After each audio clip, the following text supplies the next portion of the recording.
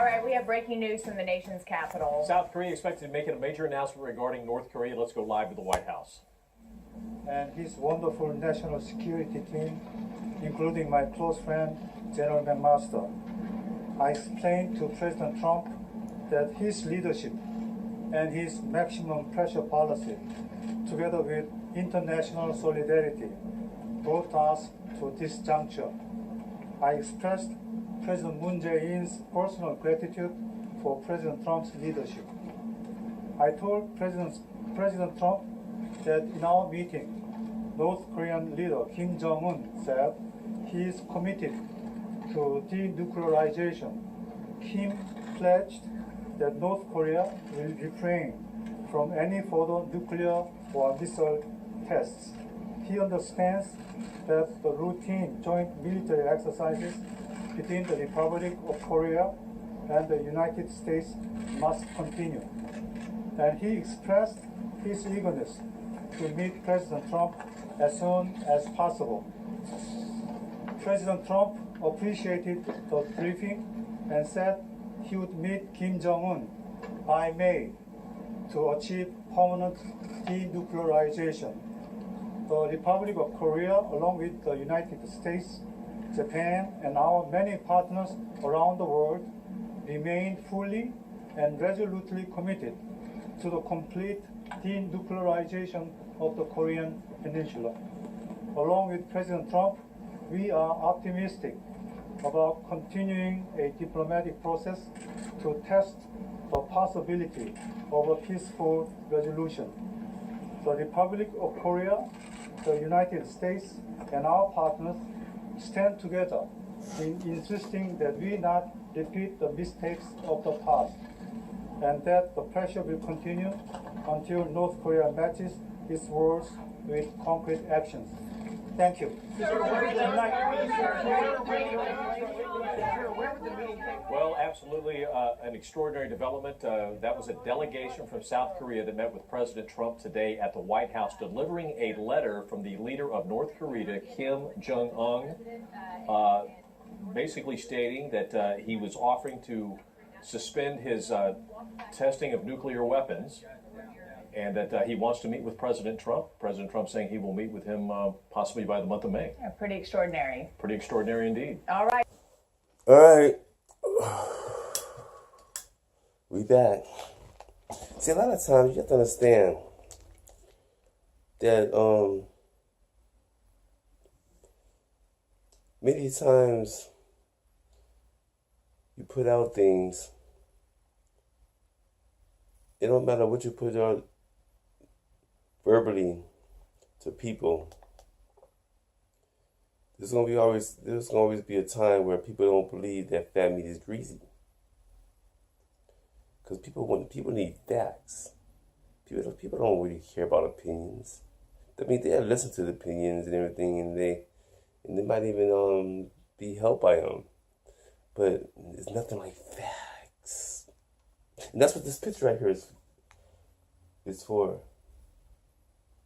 That's giving facts. Facts of life. Shout out to Tootie, Blair, Joe, Nally, Mrs. Garrett. But in this picture right here, that's a baseball player hugging me at the age of I believe I was going to the 10th grade, so I had to be 15. Yeah, 15. And the baseball player that's giving me love, and I kept this picture. I was like, something said, keep this picture. You'll need it one day. You know, I was gonna keep it anyway. I mean, why would I throw something like this away, right? But the fact that sometimes you can like they say you're blind, but you can't see. You know, you're blind because you can't see. You know what I'm saying? And I was blind. I would look at this picture my whole life. You know what I'm saying? That's a lot of years, you know what I'm saying? A lot of years. So last night I was chilling, right? I was listening to my man, Pastor Tony Smith from Georgia, right? On YouTube, he put out a YouTube video. He puts them out periodically during the week. So I was listening to him because you know, that's what I've been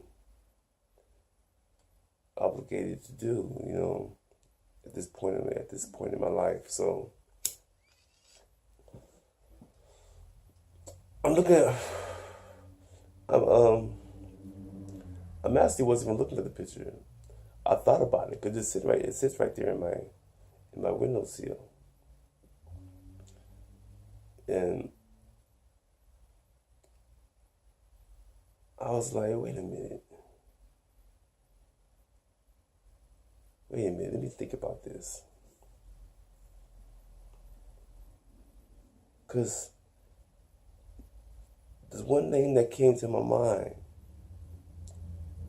and it was a man named, cause you always think about your past, you know what I'm saying? You always go to your past and try to think about things and try to put things together. You know what I'm saying? A lot of stuff in my past that I lived, I had a lot of propaganda around me, but wasn't recognizing it because, you know, I was living pretty much the life that a lot of people were trying to aim for. You know, I lived the life that people are trying to get to. You know what I'm saying? That's why when I see people talking about stuff and their ambition and how they want to progress and live in the future, and I'm like, I live that. You know what I'm saying? So what are you talking about? But that's another story. But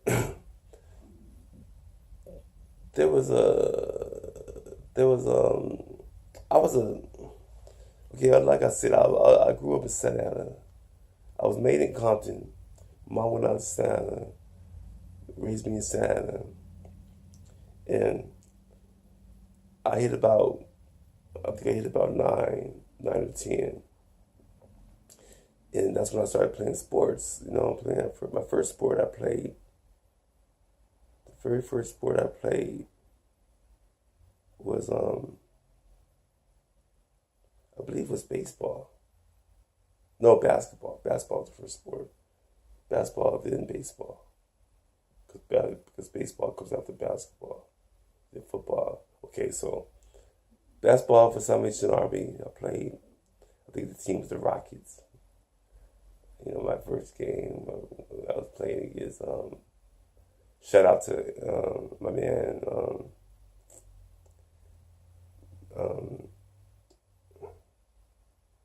shout out to my man Mayfield. He doing all right. I saw him on Facebook. He always out there fishing and catching those fish and stuff that I used to do back then when I used to, you know, be on the boat with my dad's friend from his job. We used to go boat. We used to go fishing on the boat in the ocean and way out there. You know what I'm saying? So I experienced a lot of that stuff. You know.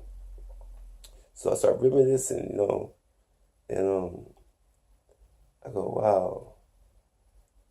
A lot of people. You know what I'm saying? So back to the story with this baseball player. So I'm sitting there going, we moved to the other side of Santa because I was a pitcher. I was actually a pitcher for a couple of years for a team playing baseball in the minors at about 9 or 10. And I played for the Yndks. And I was a pitcher. We won first place, you know. The first time we didn't win first place. We won I forgot what we came into. But the second year I played for the Yndks at Jackson Park, which is called Wisner Park, I think. And we came in first place. So I felt like I was all that. I was baseball. But you understand, that side of Santa, they were allowing brothers to pitch and stuff. But when I went to the other side, and I played for that league over there, man, they wasn't allowing no niggas to pitch. You know what I'm saying? So I didn't really understand that type of intellect. So they had put me on third base. And I remember I used to throw curveballs. And I was so good throwing from third to first base. I would throw curveballs to get people out. You know? And this is about 82, 83 season, I believe. And I was playing for the Angels, a team called the Angels, right? And the same team this player right here played for professional. He plays for Anaheim. He played professional, and so check it out. So when we moved there in '80. The year '80, during my 6th grade, junior high school grade. So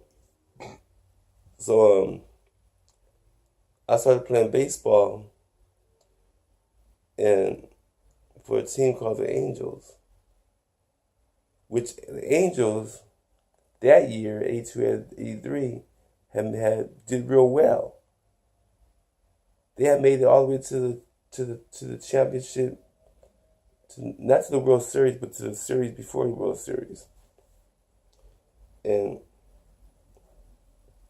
back then, you know, the way the series was set up was you would play 7 games, right? So, but you play 3 games.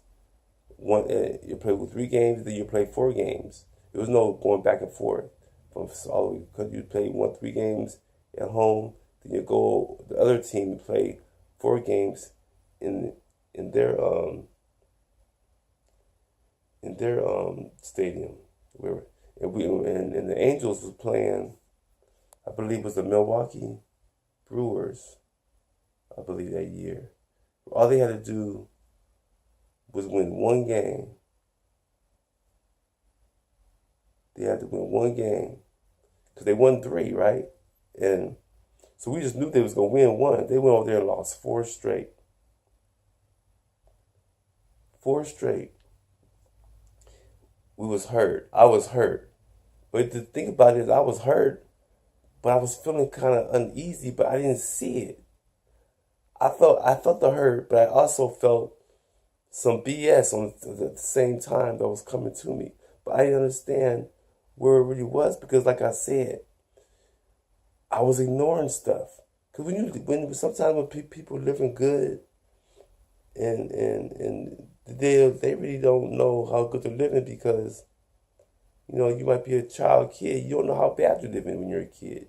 You don't know. You're just living. You know what I'm saying? You're new in life. So you're just going with the flow of things and you're being taken care of. You're being taken care of. Then when you get older, you start looking back at stuff going, wow, I lived a fucked up life. Or I lived a good life. Or I lived this or, you know, so you start to look back because you grow now. But when you're a kid, you don't see that. You're just too busy living. You don't see how bad or good you're living. You don't see that you were hungry. You don't know that you're hungry until you're older. And you're like, damn, I was hungry. You know what I'm saying? So at this time, I was going, wow, they lost 4 straight. Who loses? How you lose 4 straight? Go back then, you know, because of the propaganda. See, you don't understand. Niggas don't know. People don't know shit. They don't. They don't know because they don't want to know. That's why. They don't want to know. You know?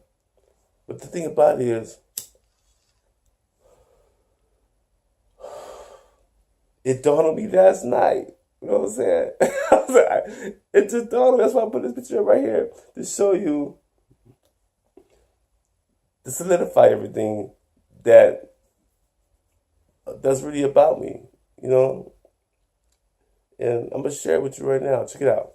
Now follow me. Okay. We moved to that side of town in 1980. Okay. I started playing for the Angels during the 82-83 season. The same year they made it to the championship, and all they need to do was win 1 game and they would go to the World Series. But guess what? They didn't make it. Why? Because what I had did and how things reacted. You have to understand. Well, I go into that, but then that just be mumble jumbling. Y'all won't be understand, so I'm not gonna say that. All I'm gonna do is say this, okay? I live in a neighborhood, like I said, upper middle class, okay? Around the corner from where I came from the side of Santa where we did a lot of, we're kind of ghetto over there, so they really wasn't really. I was like a pet. I was like, okay, this guy's gonna teach us some stuff. That's what the Moors did for the white folks. They taught white folks how to live, how to eat, how to wash their ass, how to do a lot of things. You know what I'm saying? So white people were able to take that and learn from it. But sometimes when you take something, you give somebody something, you understand the repercussions from it. You know what I'm saying? And that can be harmful for you. That's why a lot of times people don't help people, or they keep people down, because it's good that they can have them grow a brain. They're gonna use that against them. So that's why you have a lot of negative stuff that comes at people, and people just live off negativity. Because check it out, I'm getting off basis, but let me keep y'all stay with me. You know what I'm saying? Just stay with myself. That's what I forget to say. But anyways, so when we moved to that side of town, and I started living on this new world, right? And I started playing baseball. They wouldn't let me pitch. I played third base, and I used to mock them.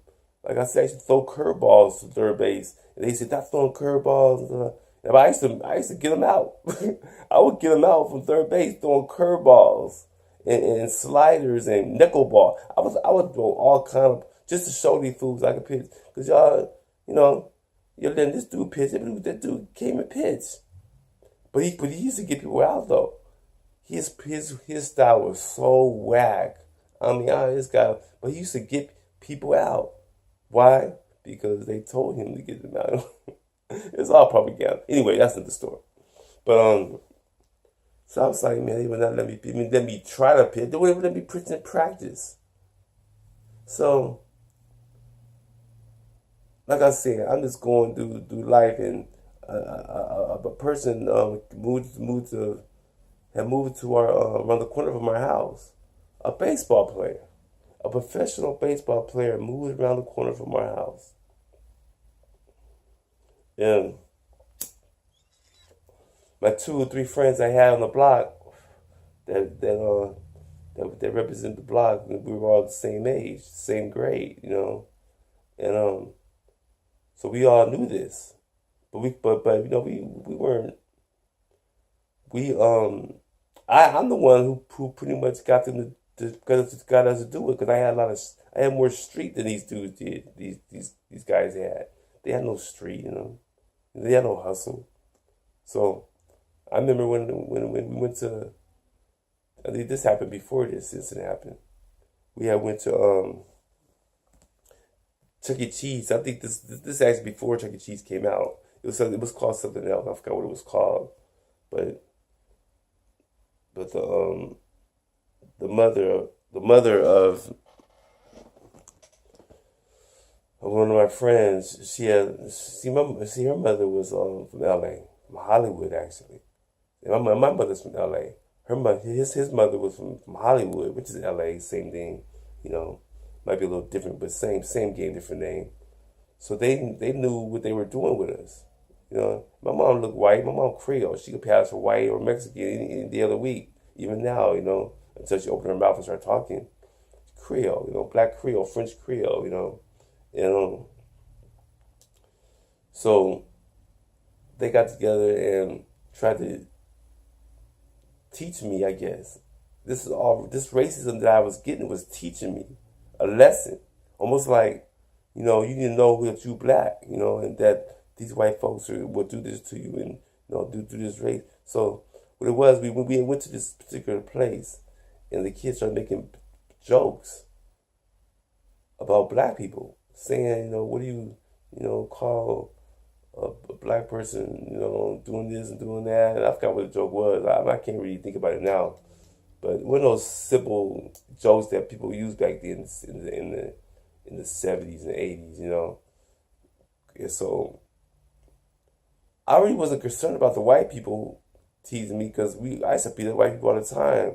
They even thought about doing some mess like that on the other side of town. They knew better, But we had tough white dudes who didn't do stuff like that. I had white people who grew up who were a lot older than me, who would throw baseball with me and teach me how to play baseball. They were good. The guy was real good in baseball, and they taught me how to play. And they never gave me no racist jokes like that. They knew better, you know what I'm saying? So I didn't expect that coming off to me so strong like that. So I wasn't concerned about the kids. I was concerned about the lady who let it happen because she just sit there and didn't say a word. But I wasn't gonna say nothing. I didn't say one word. I didn't react. I didn't react to nothing. I wanted her to react. I wanted to hear her react. Finally, she said something. Hey, y'all don't, because she saw it. Silence make a person think about. Silence will make a person worry. So she started hearing the silence and started hearing my silence because I wasn't saying nothing. That's when she finally said, "Oh, be quiet, Malcolm's back there. I'm back here." That's why I knew. That's why I kind of felt it was a setup. And then we go to the place, and I guess they were trying to, give me, try to, help me or pay me back for what they did to me. So it was these, you get those tickets that when you win the machine, you get these tickets, and the machine had messed up. I don't know if it was something. It might have been really messed up because sometimes it happens even when I would take my daughter to Chuck E. Cheese even years ago. All these tickets started falling out. And instead of me being quiet about it and then being sneaky, let it roll and get the stuff and go, I'm gonna start yelling and screaming. All these white kids come over. I'm sitting there going, yeah, come on now. I'm sitting there making all these jokes about it coming out. And all these white kids gathered around me, rooting me on, while telling the people and telling the workers that what had happened. So they come over there, take all the tickets back, give me like 2 tickets. So that's it, man. I should keep my mouth shut. I see how these people. So I was kind of like testing. See what I was doing? I was testing. See, that's what we do. That's what I learned how to do. Coming from me, I was raised in church. And a lot of things the black churches do, they try to teach black people how to survive in this white world. That's what churches were formed from. That's why the white man was in the church, directing the preacher how to talk to these members and congregation and stuff. So this all comes from slavery. So I knew the game, how to do the white folks through church type thing. So whatever I did negative, they would smash me down because they knew I knew better. I was their more. I was the one supposed to teach them how to live. But at the same time, their job was to keep me down. Because back to the story with the baseball player. Now, the baseball player that came to move around the corner, that incident happened years before, like when we first got there. They were like welcoming me back. They were welcoming me to the neighborhood by taking me to this place. So, they welcomed me to this new world, welcomed me to the world of how these white folks are. But with the mother guidance, because she lived right next door to one house down, which is pretty much next door. And so we had we started playing baseball a couple years later. That's when the Angels did real well.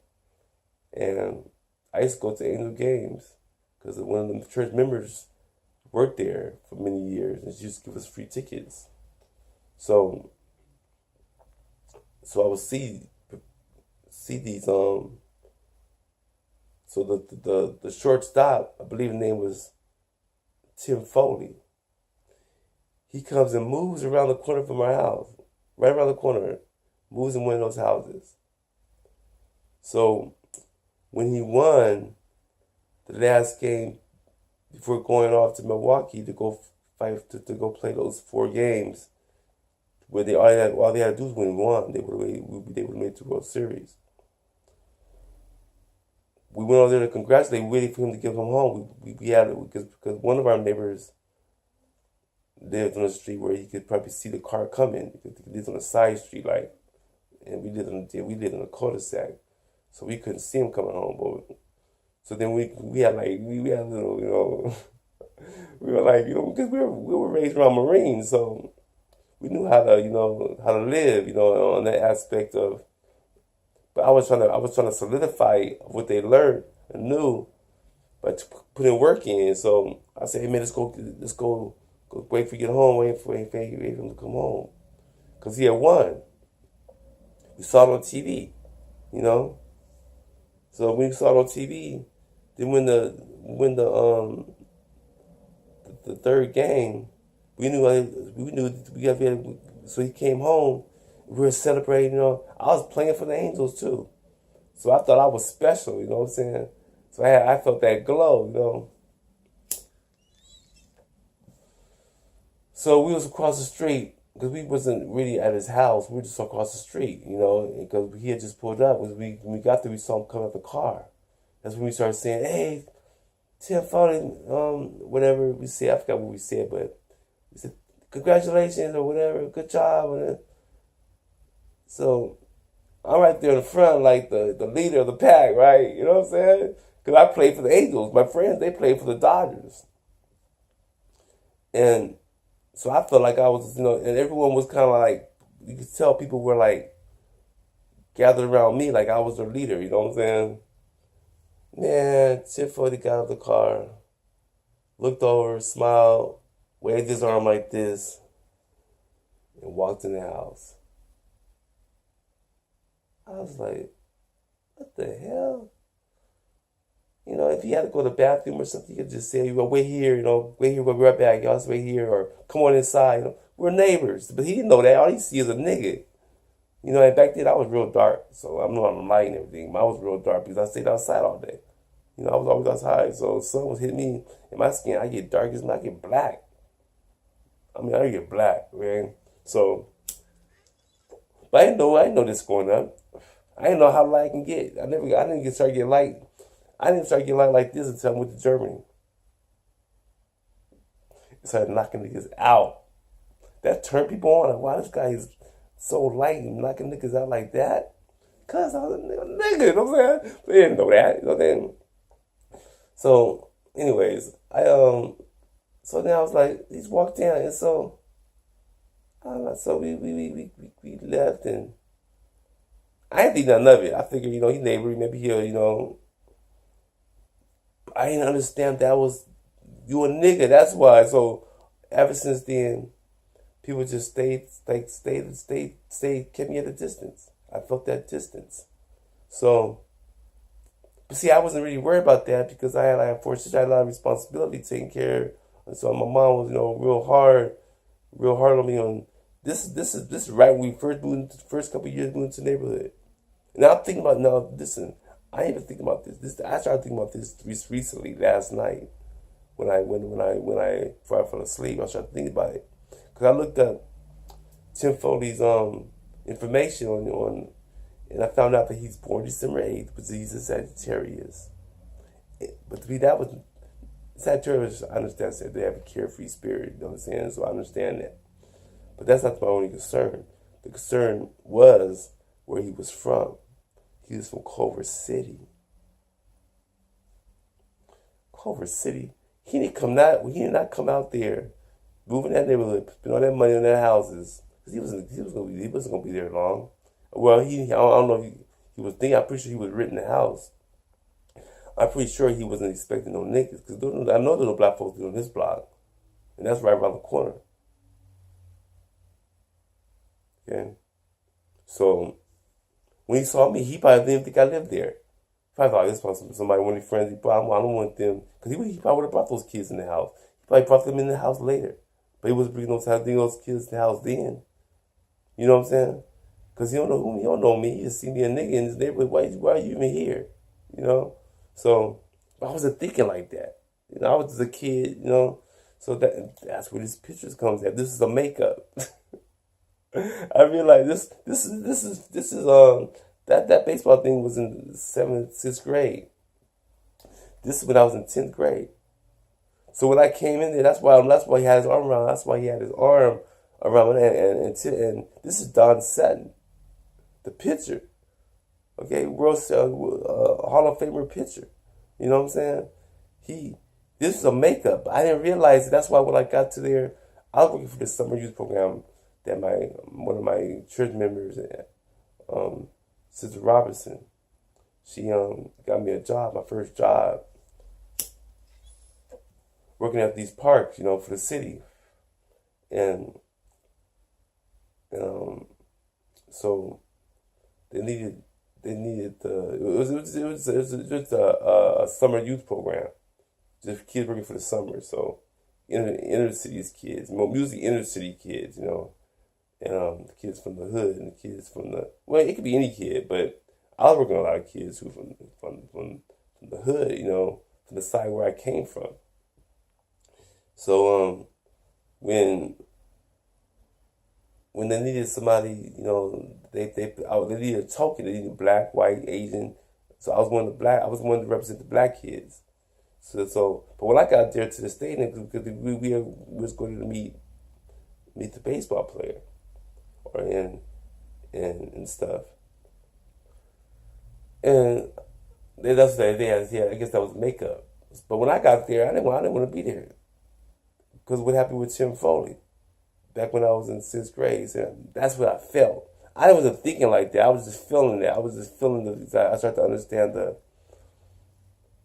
propaganda. You know what I'm saying? So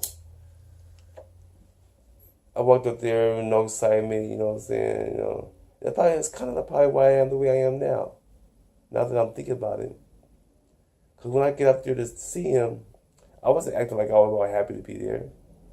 You know, I was happy in my heart, but my reaction, I didn't know how to act, because like I said, Tim Floyd just walked in the house and then never came in here, and then top of that, he goes over there and loses 4 straight, and go over there and lose 4 straight. Don't make it the World Series. So who did they blame? Who did those kids blame? Huh? Who did they blame? Because like I said, when I went to go see Don Sutton, he grabbed me. He was like trying to give me hype, and, you know, started laughing. What's wrong with this kid? And that's when I started smiling, like, you know, because he probably would have got me into baseball, teaching me how to pitch and all that stuff. And that's all I had to do was open my mouth up and say, you know, I want to be a pitcher, you know what I'm saying, this and that. He would have put me in the program. That was the whole idea. But see, people want you to make the initiative to open your mouth up and what, but you don't understand what people be going through, with their minds.